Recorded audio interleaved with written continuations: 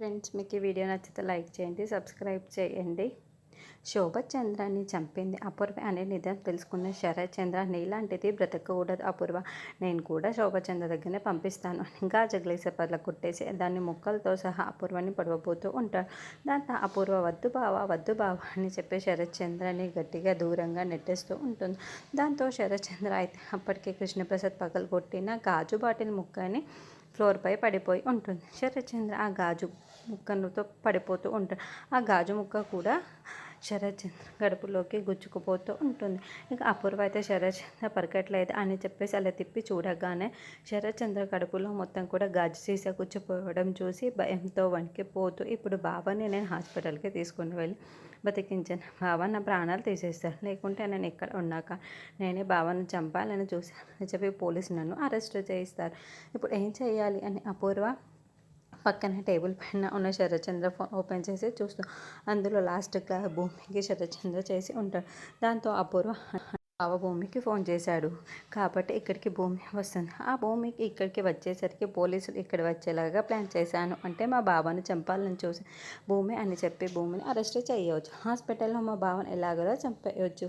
మా బావ బ్రతికే కనుక నా ప్రాణాలకే ప్రమాదం అని చెప్పేసి అపూర్వ గేట్ హౌస్ దగ్గర ఉన్న వాచ్మెన్ దగ్గరికి వెళ్ళి డబ్బులు ఇచ్చి వచ్చినప్పటి నుండి వెళ్ళే వరకు ఫోటోస్ మొత్తం కూడా డిలీట్ చేయించేసి పోలీసులకు వస్తే ఆ భూమినే చంపాలని చూసిందని చెప్పి నువ్వే చూసినట్టుగా చెప్పమనిగా చెప్పేసి అక్కడి నుండి వెళ్ళిపోతూ ఉంటుంది. అదేంటి అక్కడ ఆ రోజు జరిగిన విషయం, నేను శోభచంద్ర చంపానన్న విషయం నేనే బావని చెప్పేశాను కదా, మరి బావ ఏదో అనుమానంతో అక్కడి నుండి నన్ను పంపి నేను పిచ్చిదానిలా దొరికిపోయాను. బావకి నిజం చెప్పి బావ దొరికితే నాకు ప్రాణానికే ప్రమాదం అని చెప్పి బావను చంపేశానని చెప్పేసి అనుకుంటూ అపూర్వ చెప్పగానే, ఏంటమ్మా ఇది ఈ స్టోరీ వింటుంటే నా కాళ్ళు చేతులు ఆడటం లేదు తెలుసా, బావే నా ప్రాణం అని చెప్పి బావ లేకపోతే నేను బ్రతకలేను అంటున్నా, నువ్వు బావ కోసమే కదా ఆ శోభచంద్రని చంపేశావు, అలాంటిది ఇప్పుడు నీ బావని నువ్వు చంపడం ఏంటమ్మా, నేను నమ్మలేకపోతున్నాను అని గోరింటాకు పిన్ని అంటుంటే, ఏం చేయమంటావు పిన్ని, కొమ్మాల నుండి బయటికి వస్తే ఒక్క క్షణం కూడా ఆలస్యం చేయకుండా నన్ను చంపేస్తాడు, ఇప్పుడు నేను ప్రాణాలతో బతకాలి అంటే బావ ఉండకూడదు అని అపూర్వ అంటూ ఉంటుంది. నీతో చాలా జాగ్రత్తగా ఉండాలి, బావే ప్రాణం అనేదాన్ని, అలాంటి నీ బావ ప్రాణాలే నువ్వు తీయడానికి వెనకాడలేవు అంటే ఇక నేను లెక్కన అని కోరింటాకు అంటూ ఉంటుంది. అర్థమైంది కదా పిన్ని, నాకు ప్రాణం అనుకున్న నా బావని నా ప్రాణాల మీదకి వస్తే చంపడానికైనా వెనకాడలేను, మరి నువ్వు నా గురించి ఎక్కడైనా వాగావే అనుకో నిమిషం కూడా ఆలస్యం చేయను అని చెప్పేసి అపూర్వ గోరింటాకి పిన్నికి వార్నింగ్ ఇస్తూ ఉంటుంది. అమ్మ నాకు బాగా అర్థమైపోయింది, ఈ మాట నా గొంతులో నుండి బయటికి గొంతులో ప్రాణం గొంతులోనే పోతుంది అని నాకు చాలా బాగా అర్థమైంది, ఎక్కడ కూడా నోరు జారను అని చెప్పేసి గోరింటాకునైతే నన్ను వదిలేస్తే నేను ఇక్కడ నుండి వెళ్ళిపోతాను అమ్మాయి అని చెప్పి అక్కడ నుండి వెళ్ళిపోతూ ఉంటుంది. తర్వాత ఉదయాన్నే ఇక గగన్ శరచంద్ర ఇంటికి రాగానే అక్కడ హాల్లో ఉన్న బిందు అయితే అన్నయ్య ఎలా ఉన్నాయి అన్నయ్య అని పలకరిస్తూ, తర్వాత ఏంటన్నా ఇలా వచ్చావు అని చెప్పేసి అడుగుతూ ఉంటుంది.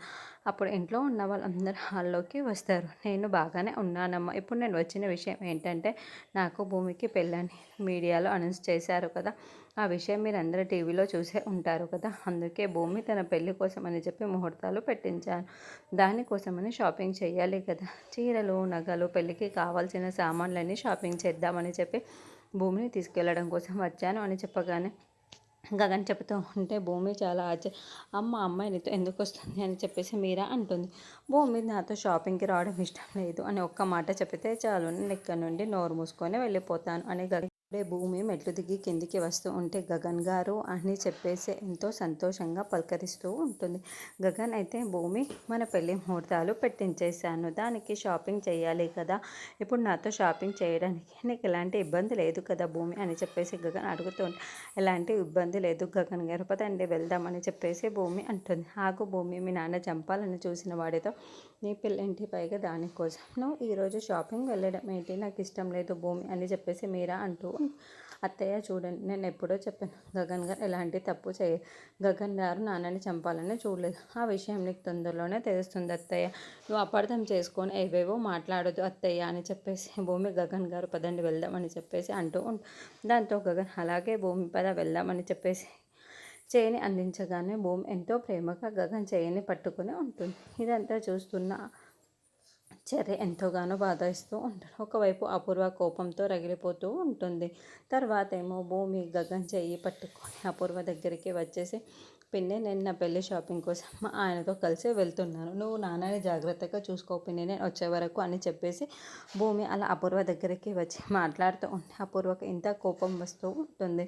తర్వాత ఏమో అపూర్వ గగన్ దగ్గరికి అటు ఇటు తిరుగుతూ ఆలోచిస్తూ ఉంటుంది. పక్కనే ఉన్న గోరింటాకు పిన్ని అమ్మాయి అటు ఇటు తిరుగుతూ ఏమొస్తుంది, ఈ సిచ్యువేషన్ ఏదో పనికిచ్చేలా ఉంది, బాగా ఆలోచించు అని చెప్పగానే ఎలా పిన్ని అని చెప్పేసి అపూర్వ అడుగుతూ ఉంటుంది. రాత్రి ఆ రౌడీలు ఏం చెప్పారో గుర్తు చేసుకో అమ్మాయి అని చెప్పగానే అపూర్వ అయితే అవును పిన్ని కరెక్టే గుర్తు చేసుకోవు, ఇదే మంచి టైం, అది ఎలాగో పెళ్లి షాపింగ్కి వెళ్ళింది కాబట్టి సాయంత్రం వరకు ఇంటికి రాదు, ఇంట్లో వాళ్ళందరికీ బయటికి పంపించేస్తే ఈజీ అయిపోతుంది, నా పని టైంకి గుర్తు చేసావు పిన్ని అని చెప్పేసి అపూర్వ ఆ రౌడీలకి ఫోన్ చేసి ఒక గంట తర్వాత మీరు మా ఇంటికి రండి, ఈలోపు ఇంట్లో వాళ్ళందరికీ బయటికి పంపించేస్తాను అని చెప్పి రౌడీలతో ఫోన్లో మాట్లాడుతూ ఉంటుంది. రౌడీలు కూడా సరే మేడం అని చెప్పి అలాగే వస్తామని చెప్పి ఫోన్ పెట్టేస్తారు.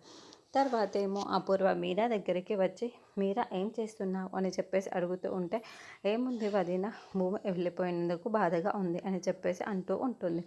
దాంతో అపూర్వ అయితే చూడు భూమి గురించి ఎక్కువ ఆలోచించి నీ మనసు పాడు చేసుకోకు, నీ మనసు ప్రశాంతంగా ఉండాలి అంటే గుడికి వెళ్ళి రా అని చెప్తూ ఉంటే ఏంటి వదిన ఇప్పుడు గుడికి వెళ్ళమంటున్నావు, అది ఎవరు చేస్తారు గుడికి ఏం పని అని చెప్పేసి మీరా అడుగుతూ ఉంటే నిన్ననే కదా కృష్ణప్రసాద్కి యాక్సిడెంట్ అయింది, మీ అన్న కూడా త్వరగా కోలుకోవాలి అని చెప్పేసి నువ్వు కృష్ణప్రసాద్ని అలాగే అత్తయ్య గారిని పిల్లల్ని అందరే తీసుకొని వెళ్ళి గుడికి వెళ్ళి పూజ చేయించుకొని తీసుకుని రవి అన్నయ్య దగ్గర నేను ఉంటాను అని చెప్పేసి అపూర్వ అంటూ ఉంటుంది. దాంతో మీరా అయితే సరే వదిన మీరు చెప్పినట్టుగానే గుడికి వెళ్ళి అన్నయ్య పేరు మీద పూజ చేయించి వస్తాను, ఇప్పుడు అందరికీ రెడీ అవ్వమని చెప్తాను అని చెప్పేసి మీరు అక్కడ నుండి వెళ్ళిపోతూ ఉంటుంది. తర్వాత ఏమో అపూర్వ ఈరోజు మా ఆయన పని అయిపోతుంది, తర్వాత ఆ భూమి గగన్ల సంగతి చూస్తాను, ఆ మనుషులు ఏదైనా పని ఉంటే నేను తర్వాత చూసుకుంటాను, తర్వాత కృష్ణప్రసాద్ మీరా బిందు అందరూ కూడా కలిసి గుడికి బయలుదేరి వెళ్తూ ఎందుకు మీరు ఇంత సడన్గా వచ్చేసావు అని కృష్ణప్రసాద్ అడుగుతూ ఉంటే మా అన్నయ్య త్వరగా కోలుకోవాలని చెప్పి మనశ్శాంతిగా ఉండాలి అని చెప్పి పూజ చేసుకొని రమ్మని చెప్పింది అండి, మిమ్మల్ని అందరినీ తీసుకొని వచ్చాను అని చెప్పేసి మీరే చెప్పగానే కృష్ణప్రసాద్కి అనుమానం వచ్చేసి ఏసీపీకి ఫోన్ చేసి చెప్తారు. దాంతో ఏసీపీ 9 అయితే మీరు కంగారు పడకండి కృష్ణప్రసాద్, ఈరోజు విషయం మొత్తం తేలిపోతుంది, గుడికి వెళ్ళి వచ్చేసరికి అన్నీ బయటపడతాయి అని చెప్పేసి 9 ఫోన్ పెట్టేస్తుంది. తర్వాత ఏమో రౌడీలు శరచంద్ర ఇంటికి వచ్చి అపూర్వ ఇంకా టాకు పిన్నిని కూడా కొడతారు. దాంతో వాళ్ళిద్దరు స్పృహ కోల్పోయి ఉంటారు. రౌడీలు శరచంద్ర వెళ్ళేసరికి చంపాలి అని చెప్పేసి తనకున్న మాస్క్ని తీసేసి గొంతు నలబలబోతూ ఉంటారు. అప్పుడే సడన్ ఒకవైపు గగన్ భూమి ఇంకొక వైపు నుండి ఏసీపీ 9 వస్తూ వాళ్ళని చూసి ఆ రౌడీ అక్కడ నుండి పారిపోతూ ఉంటారు. బయటనేమో పోలీసులు ఆ రౌడీలను పట్టుకుంటారు. తర్వాత ఏమో అపూర్వ మీరు పని పూర్తి చేసి పరిగెత్తు వెళ్ళిపోయినట్టు ఉన్నారు. కృష్ణప్రసాద్ వాళ్ళు గుడి నుండి బయటికి వచ్చి మేము ఇలాగే దెబ్బలు పోయినట్టు స్పృహ కోల్పోయినట్టు ఉండాలి, లేకపోతే మా మీద అనుమానం వస్తుందని చెప్పుకొని అపూర్వ అలాగే స్పృహ తప్పి పడిపోయినట్టు ఉంటుంది. తర్వాత ఏమో ఏసీపీ 9 అయితే అపూర్వ దగ్గరికి వచ్చి అయ్యో అపూర్వ గారు ఏమైంది, లేవండి లేవండి అని చెప్పేసి మొహం మీద నీళ్ళు పలకరించి మెలకు వచ్చేలాగా చేస్తుంది. అపూర్వ ఏమో ఏమీ తెలియనట్టు ఎవరో రౌడీలు వచ్చి వాళ్ళని కొట్టి శరత్చంద్రని చంపబోయినట్టుగా అపూర్వ గగ్గలు పెడితే ఎవరో రౌడీలు వచ్చి మమ్మల్ని కొట్టి మా బావని చంపాలని చూశారు, అయ్యో బావా బావా అని చెప్పేసి అపూర్వ శరత్చంద్ర దగ్గరికి పరిగెత్తుకుంటూ వస్తుంది. అక్కడికి రాగానే ఆక్సిజన్ మాస్క్ ఉండదు. దాన్ని చూసి అంటే పని పూర్తి అవ్వలేదా ఈ విధవ, ఈరోజు కూడా పని పూర్తి అవ్వలేదా ఇంత కష్టపడి ప్లాన్ చేస్తే అని చెప్పేసి తన మనుషులు అనుకుంటూ ఉంటే ఏంటి అపూర్వ గారు మీరు అనుకున్న ప్లాన్ వర్కౌట్ అవ్వలేదా అని చెప్పేసి ఏసీపీ 9 అంటుంది. ఏం మాట్లాడుతున్నావు ఏసీపీ, నేనేంటి ప్లాన్ ఏంటి వర్కౌట్ అవ్వకపోవడం ఏంటి అని అపూర్వ అడుగుతూ ఉంటే ఏమీ తెలియనట్టు భలే నాటకం ఆడుతున్నావు అపూర్వ, నువ్వే నీ భర్త శరత్చంద్ర మీద మర్డర్ అటెంప్ట్ చేశావు అనే దానికి నా దగ్గర సాక్ష్యాధారాలు ఉన్నాయి, ఇప్పుడు వచ్చిన ఆ సాక్ష్యాధారాలు నా దగ్గర ఉన్నాయి అని చెప్పేసి వాళ్ళతో సహా నా దగ్గర అన్నీ ఉన్నాయి అని ఏసీపీ 9 చెప్పగానే అపూర్వ ఒక్కసారి 9 నీకు అర్థం కాలేదా? అయితే నీకు అర్థమయ్యేలా చెబుతాను విను అని చెప్పేసి నయని అయితే ఉదయాన్నే గగన్కి ఫోన్ చేసి గగన్ శరత్చంద్ర మీద మర్డర్ అటెంప్ట్ చేసింది అపూర్వానే రెడ్ హ్యాండెడ్గా పట్టుకోవాలని చెప్పాను. సాక్ష్యాలు దొరకాలి అన్నాక నేను నువ్వు చెప్పినట్టు చెయ్యాలి అని చెప్పి ఏసీపీ నయని గగన్ నువ్వు భూమి తీసుకొని